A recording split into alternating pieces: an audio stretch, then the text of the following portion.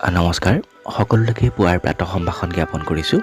সকলোৰে দিনটো সুখৰ হওক, মধুময় হওক, ইয়াকে কামনা কৰি আৰম্ভ কৰিছোঁ আজিৰ দিনটোৰ তাৎপৰ্য।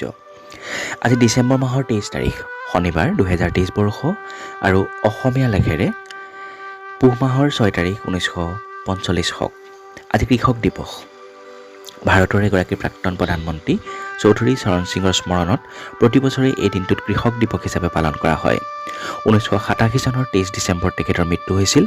খুব কম সময়ৰ বাবে ভাৰতৰ প্ৰধানমন্ত্ৰী হৈছিল যদিও কৃষকৰ বাবে বহুতো কল্যাণকামী আঁচনি গ্ৰহণ কৰিছিল। এই দিনটোত তেখেতক স্মৰণ কৰাৰ লগতে কৃষকসকলকো বিভিন্ন ধৰণে উৎসাহিত কৰা হয়। আজিৰ দিনটোৰ আন এটা বিশেষ তাৎপৰ্য যে 1921 চনত আজিৰ দিনটোতেই শান্তি নিকেতনত ৰবীন্দ্ৰনাথ ঠাকুৰৰ বিশ্বভাৰতীৰ আনুষ্ঠানিকভাৱে উদ্বোধন হৈছিল।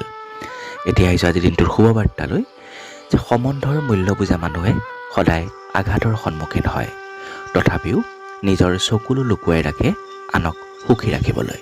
ধন্যবাদ।